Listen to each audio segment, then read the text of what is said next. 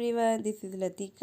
ఈరోజు నేనేమొచ్చి rice ఫ్లోర్తోని snack ఎలా చేసుకోవాలో చూపిస్తాను. చాలా ఈజీగా సింపుల్గా అయిపోతుంది.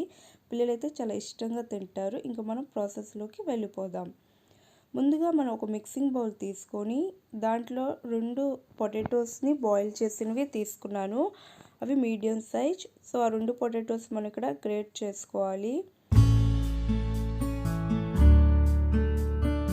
బాగా గ్రేట్ అయిపోయిన తర్వాత ఇప్పుడు మనం రైస్ ఫ్లోర్ యాడ్ చేయాలి. ఒక 4 టేబుల్ స్పూన్ వరకు నేను రైస్ ఫ్లోర్ని యాడ్ చేసుకుంటున్నాను.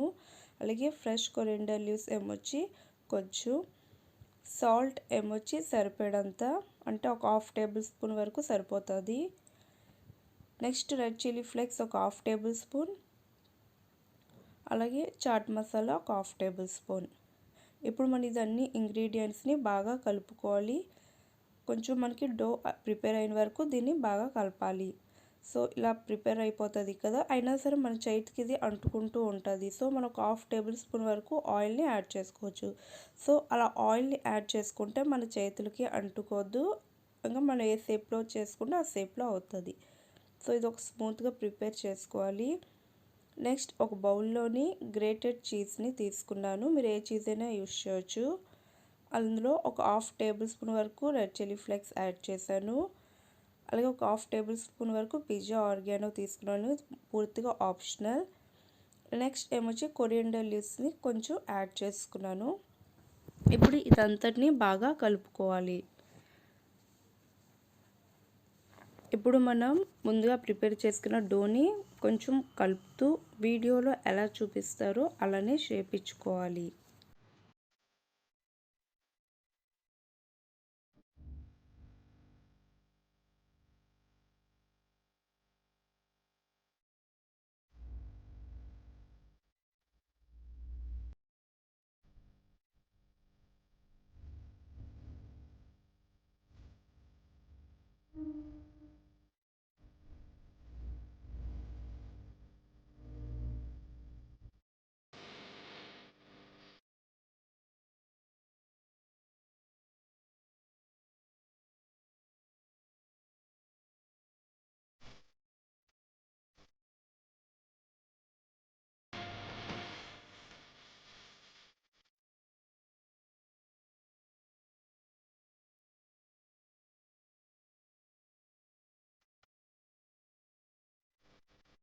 ఒక ప్యాన్ తీసుకొని దాంట్లో ఒక స్పూన్ బటర్ యాడ్ చేసుకోవాలి. అండ్ ఈ రెసిపీలో అనేది మనం ఆయిల్ అనేది చాలా తక్కువ యూస్ చేసాం. సో ఆ బటర్ వేడైపోయిన తర్వాత మనం ప్రిపేర్ చేసుకునేవి ఇప్పుడు ఇందులో వేసుకోవాలి. మీడియం ఫ్లేమ్లోనే కుక్ చేసుకోవాలి. గోల్డెన్ కలర్ వచ్చేంత వరకు 2 వైపులు కుక్ చేసుకోవాలి.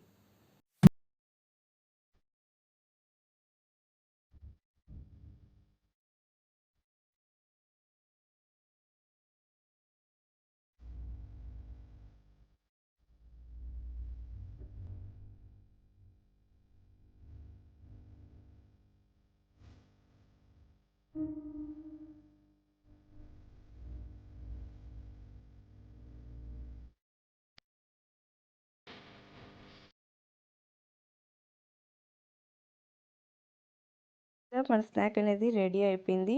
మీరు కూడా ట్రై చేయండి. మీకు ఎలా వచ్చిందో నాకు కమెంట్లో పక్కాగా రాయండి. Thank you for watching.